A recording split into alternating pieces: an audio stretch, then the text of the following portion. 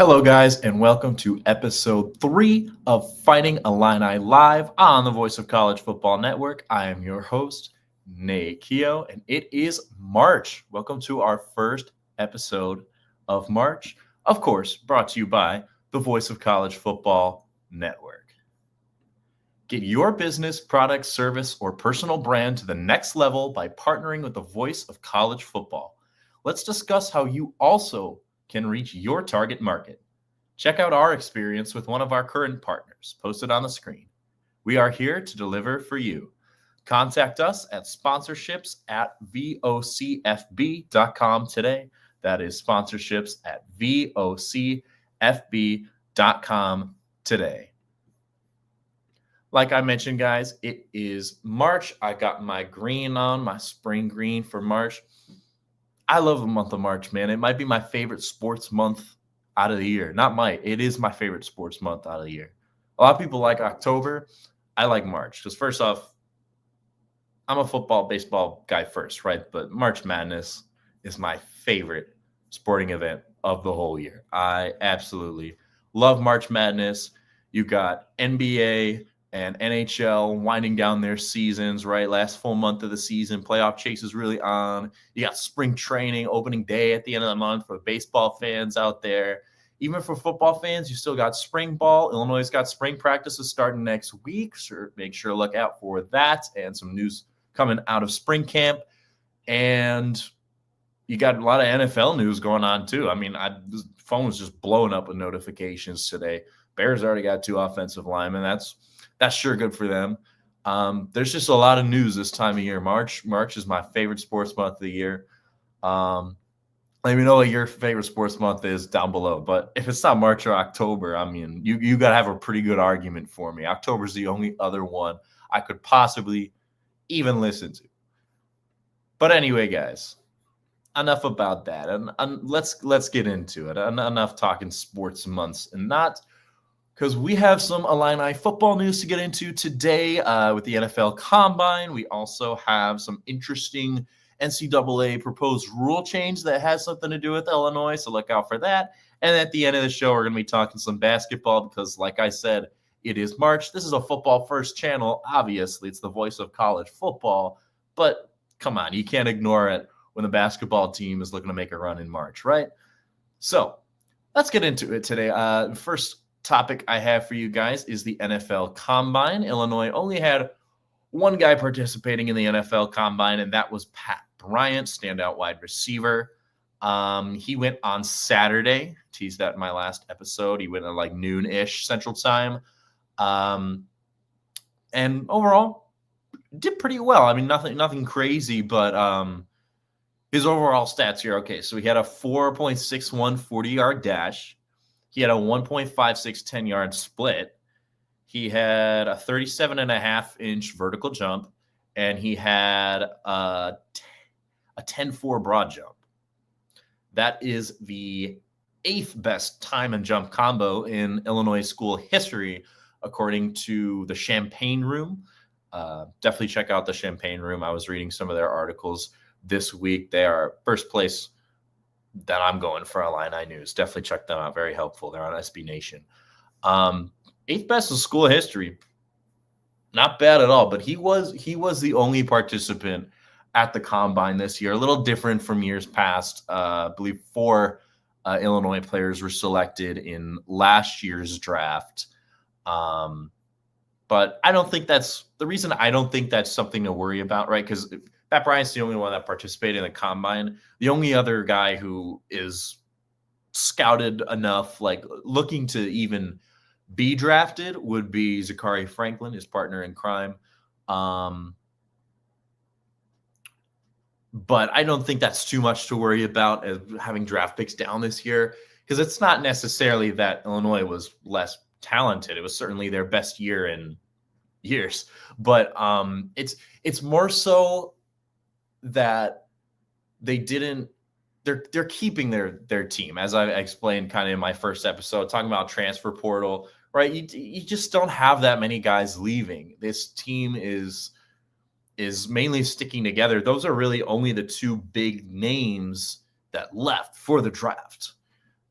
excluding transfer portal stuff, obviously. So don't worry on that front that we only got 2 guys that are being scouted, only 1 at the combine. But yep, Pat Bryant looked nice. Again, nothing that absolutely stands out at you, but he really held his own. He was right middle of the pack in most of his events or workouts. I don't even know the proper word to say. I think workouts is the proper word there. His NFL.com prospect score, they give a score to everyone out of, I believe, 9.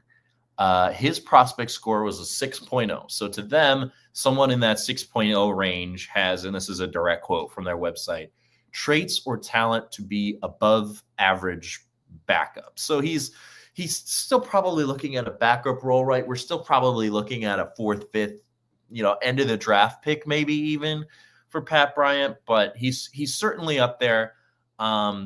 That's not a bad scouting report for a dude who really just kind of broke out this last year, Illinois. And for reference, that's not even too bad. For reference, the highest rated player after the combine this weekend, Ashton Jeanty, Boise State, 7.15.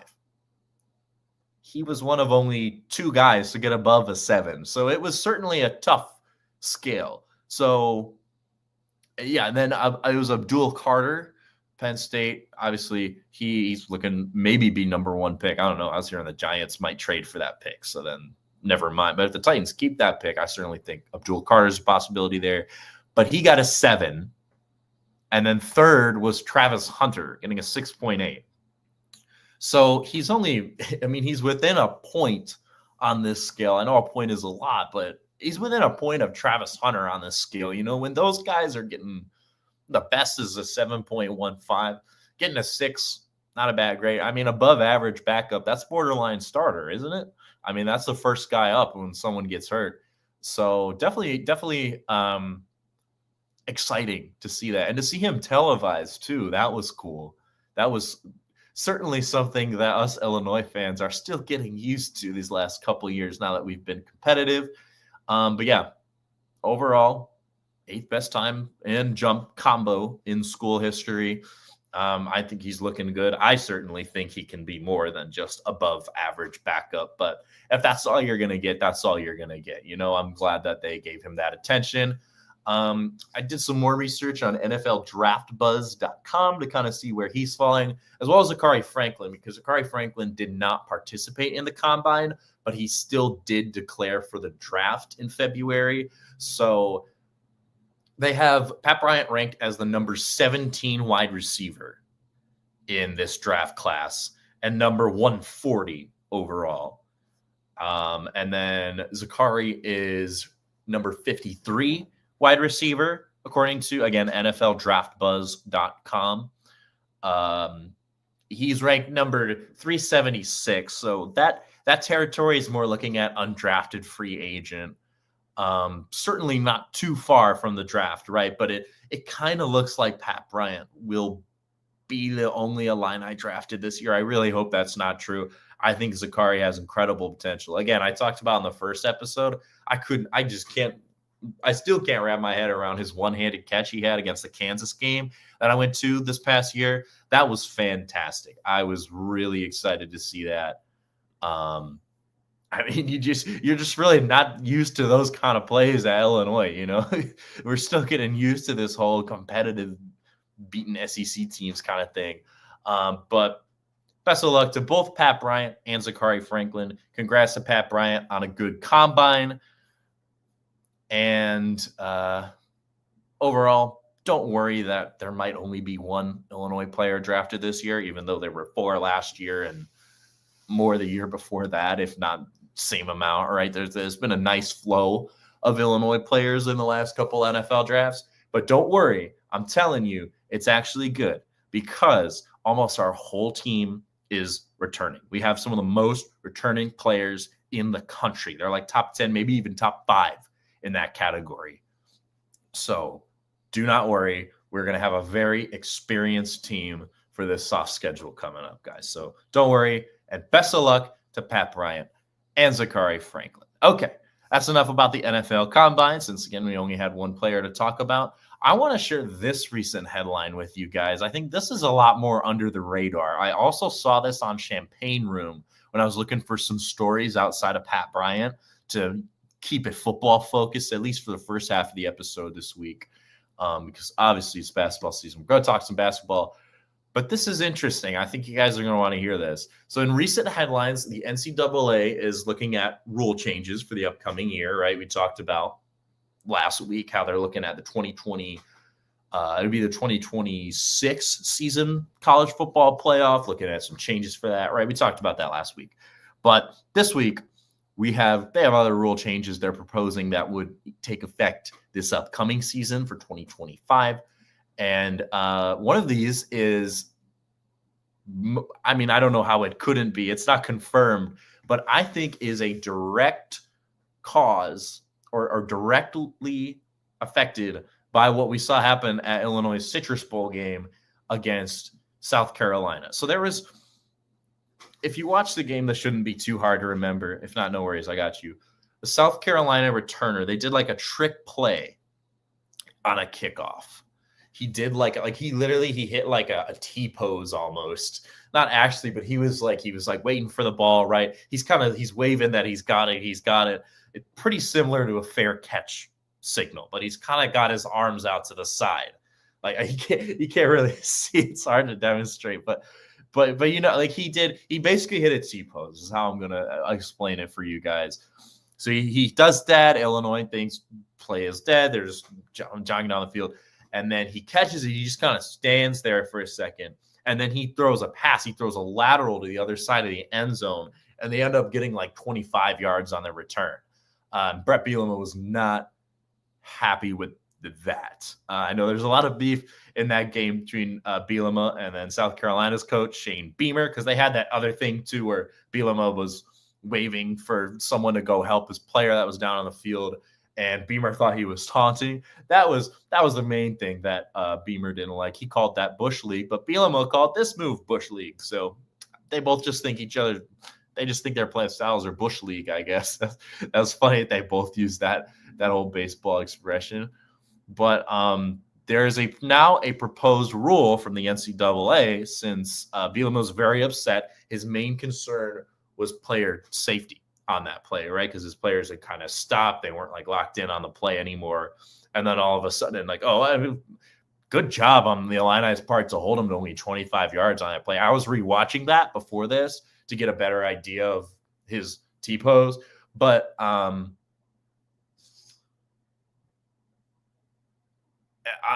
impressed that they were able to hold him to just 25 yards, right? They only got 5 bonus yards out of doing that trick play. But the NCAA has proposed, and this is the exact wording that they have proposed, if any player on a kickoff return team makes a T signal during a kick, the play would be whistled dead. And this would be implemented before the 2025 season. It's not confirmed. It's just proposed. So it's just kind of a way to stop that trick play, worried about player safety on kickoffs. It's always a big issue. But the Champagne Room and the article I was reading about this said, and I quote, "The Bielema rule has a nice ring to it." I like that. But again, they're not going to call it that, right? There's nothing the NCAA has said that indicates that this rule is a direct or that play was the direct cause of this rule. But like, come on, right? Like nobody else is T-posing while they're receiving a kickoff. Like what else could it be? And it wasn't the biggest source of drama between the coaches in that game, as we know, but it was a source of drama. It certainly got overshadowed by that whole taunting issue. But I think this is really interesting. And I mean, it's tricky. I would say, in my opinion, I agree. I mean, I'm going to be biased because I just want there to be a Bielema rule. That would be cool. I don't know when that would ever take effect. All right. I've never seen anyone do that before, but I think that's fair because it's close enough. Like what he did was like close enough to a fair catch, you know, like he's still waving his arms or just off to the side. And that doesn't really seem fair, right? Because then we we get into a whole conversation of like, okay, well, there's all these things you can do that aren't a fair catch. It would kind of become murky as to what is and isn't a fair catch. So I think this rule is fair. I think it's fair to just kind of draw that line against everything. Be like, if you're making any kind of signal calling for it like that, it's gonna be blown dead. So essentially, that play would just become a touchback with the new Bielema rule. So I'll keep an eye on that one for you guys. Because obviously we'll see, but that is proposed for next season. And that's cool. That's cool to see Illinois and Bret Bielema being the direct cause of a rule that would be coming. I mean, South Carolina did it, but it's Bielema's discontent with that that's leading to this rule change, right? So keep an eye on that. The Bret Bielema rule could be coming in 2025. Talk about influence. So, all right, that wraps up our conversations about football this week. Of course, we'll have some more for you next week because spring practices start March 12th. That is the date of episode 4 of this show. So hopefully we'll have some storylines coming out of practice. I'm going to be previewing every position group starting next week as we go through spring camp. I'm going to start with the quarterbacks next week and just preview what Illinois got. But as I was mentioning before, when I was talking about the combine, shouldn't be too many new faces for you to learn, unlike the last couple of years, because this is a team that's bringing back almost their entire core, and I'm really excited. So look out for those spring ball previews and those position group previews that I will be doing starting next week's episode. All right, it's March. So it's time to talk some basketball. I think this is the perfect time to start talking basketball on this channel because Illinois defeated Michigan by 20 on Sunday. And that, to me, is the game of the year for them. That Oregon win was nice, right? That's the second time they've beaten a ranked Big Ten opponent by over or 20 or more, not over 20 because it is 20, by at least 20 on their home floor. And to me, this one was bigger because of where the team was at.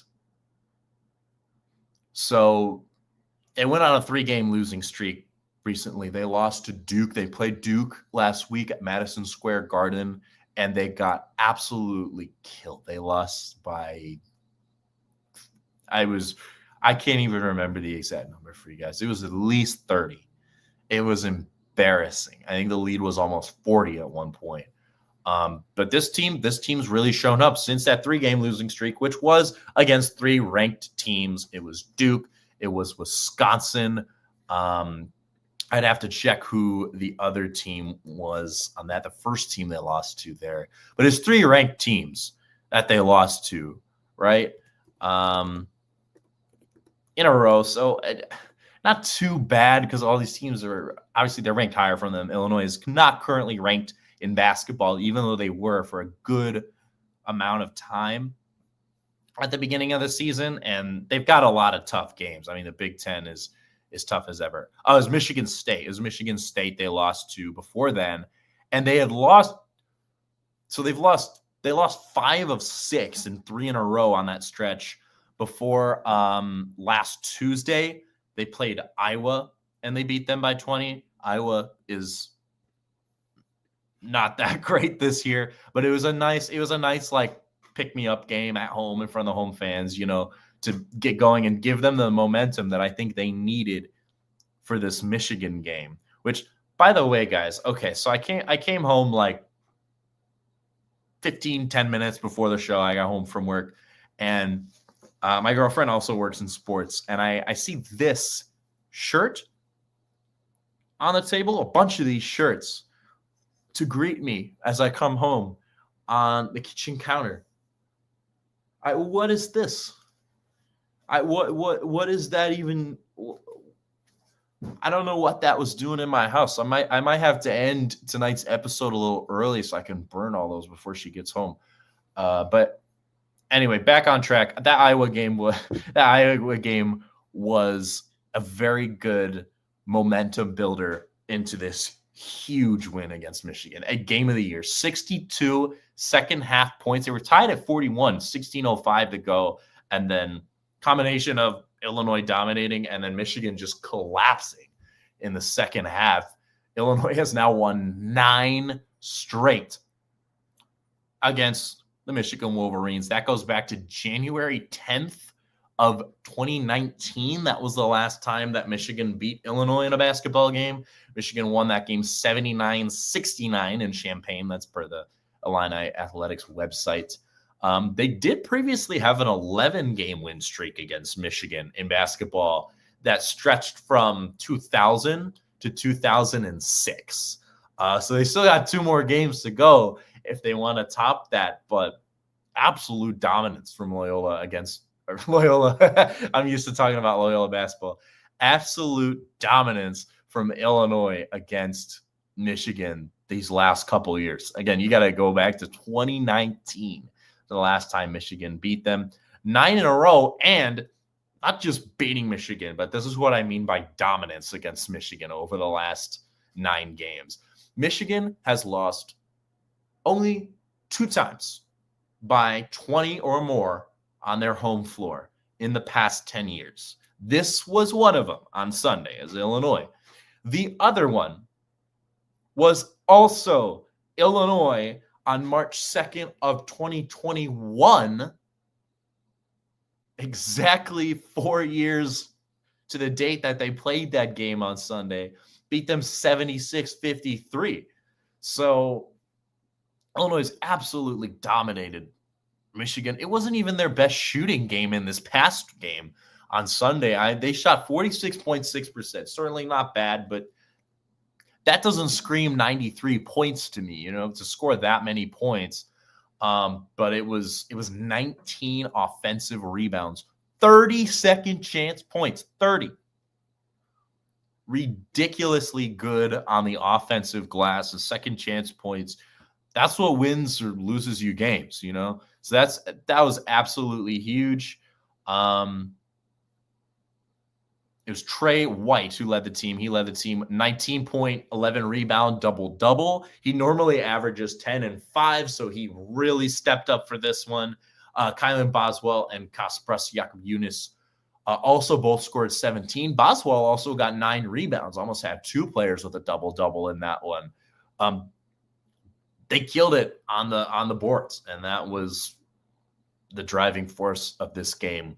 And again, in my opinion, biggest win of the year. This Illini team was really going through a rough patch there before this, but now back-to-back 20-point wins. This one a ranked one on the road right before the season's about to end.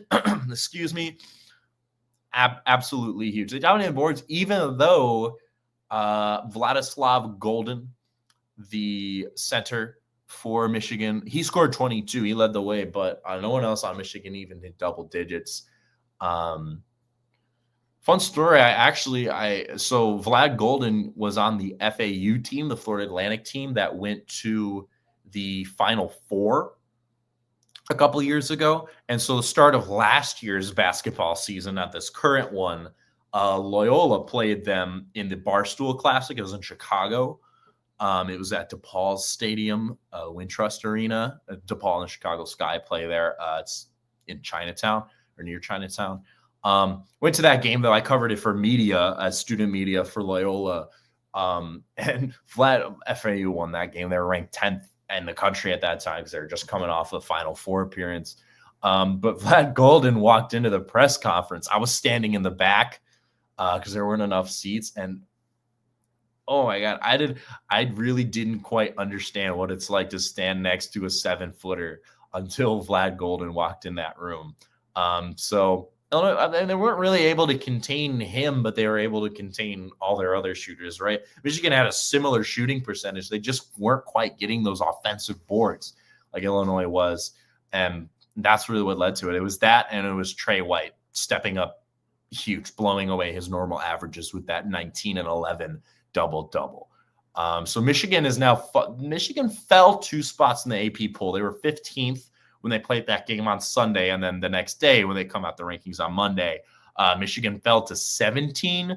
Illinois is still unranked. They're receiving more votes.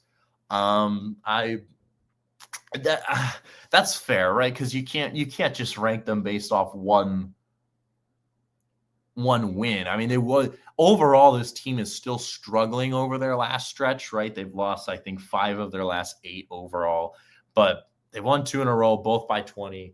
This was a massive win on the road, and their last game will be at home on Friday against Purdue, who is now ranked 18th. So one more ranked opponent they get a shot at before the Big Ten tournament. I would love to see them take that game as well, because 2 ranked wins going to the Big Ten tournament, that would be 3 in a row. Would love to see that kind of momentum going into the Big Ten tournament, right? Because they're not going to get the double bye like they had last year. That's mathematically impossible at this point, right? They're stuck in that single bye, right? They're about like 6th or 7th in the conference right now. You have to be top 4 to get that double bye like they got when they won the tournament last year. But so they're going to have that single bye, but definitely huge. Would love to beat Purdue. That's another big game on Friday, because a loss at home to Purdue ruins all the momentum of this great win in Ann Arbor.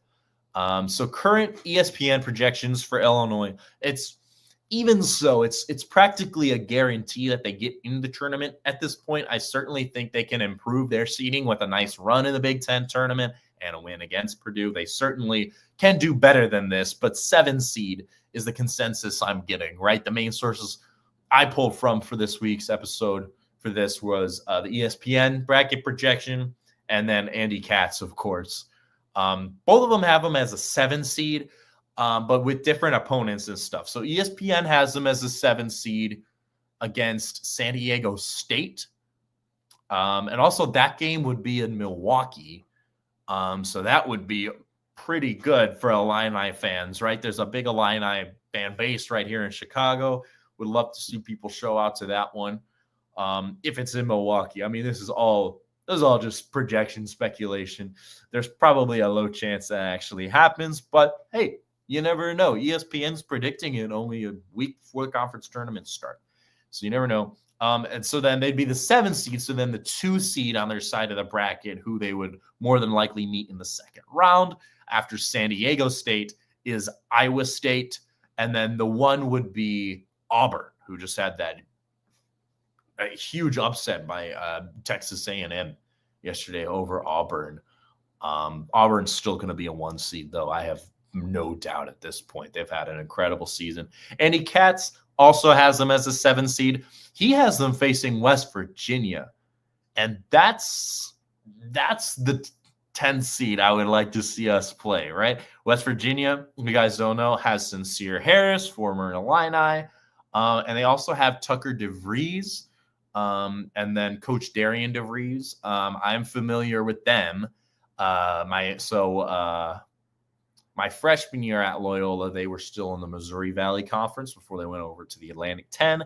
And I watched Loyola play. I was at the game in St. Louis when they defeated Drake, because Tucker DeVries has been to the tournament twice in a row with Drake the last 2 years. But the year before that, it was Loyola that kept him out of the tournament because they beat them. Tucker DeVries is very talented. So is Sincere Harris, right? We know that, but that just because of the names in that matchup, Tucker DeVries is more of a me personal thing. But certainly playing against Sincere Harris would be interesting for the Illini and some Illini fans, of course. That really wraps up what we're going to be talking about basketball wise this week, right? We got big game against Purdue on Friday. It is on Fox at 7 p.m. Central. Do not miss that game at number 18 Purdue. I think if they beat Purdue as well, and if they beat them comfortably, they certainly can be ranked before the Big Ten tournament. But next week, I will be previewing the Big Ten tournament as well as previewing the Illini's quarterback room. So do not miss that game on Friday. Do not miss the episode. Same time next week, next Wednesday. Love you guys. Thank you all for the support. And with that, I shall say goodbye. First episode of March. ILL, guys. Take care.